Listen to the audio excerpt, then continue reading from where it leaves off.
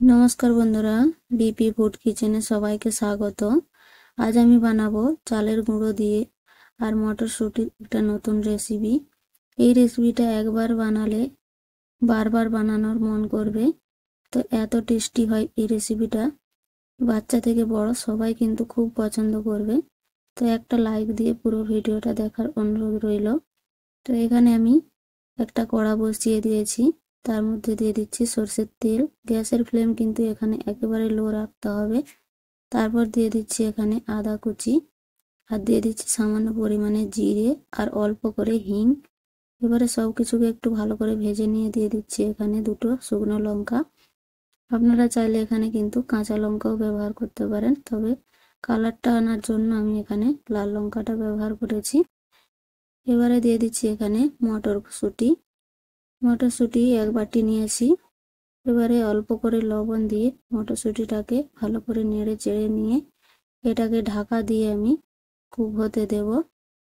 যতক্ষণ না এটা সিদ্ধ হয়ে যায় ততক্ষণ পর্যন্ত কলাইটাকে আমি ঢাকা দিয়ে দিয়ে রান্না করে নেব। কলাইটা অনেকটা ভাজা হয়ে গিয়েছে, আরও সিদ্ধও হয়ে গেছে।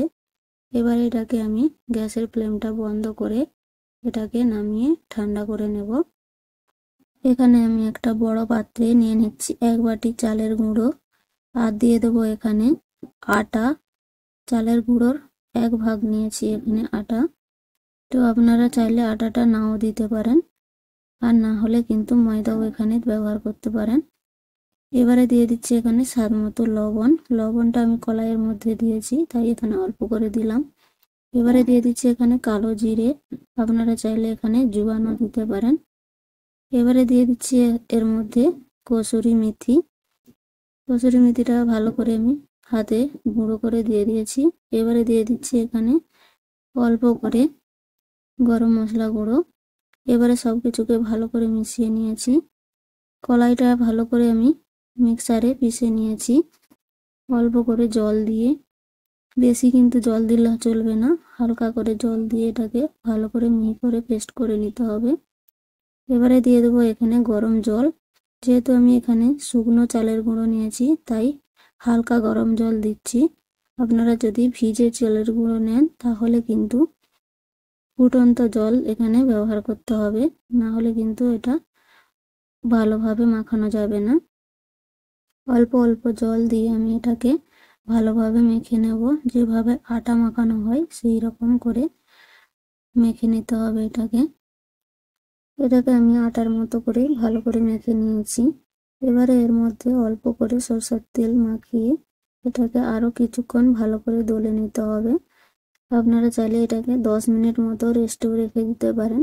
তো আমি এখানে সঙ্গে সঙ্গে বানিয়ে নিচ্ছি। এবারে এর মধ্যে থেকে আমি ছোট ছোট লেচি তৈরি করে নেব এরকম। এবারে আমি এগুলোকে বেলে নেব।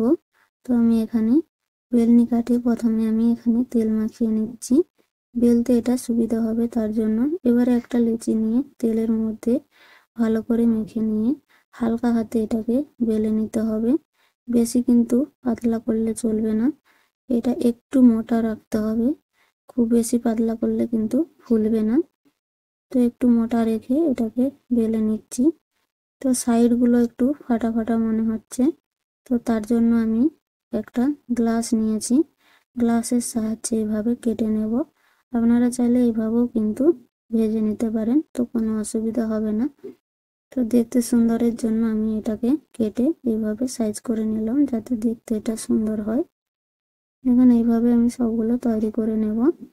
এবারে আমি এখানে কড়াই তেল গরম করে নিয়েছি। ভালো করে তেলটা কিন্তু গরম করতে হবে।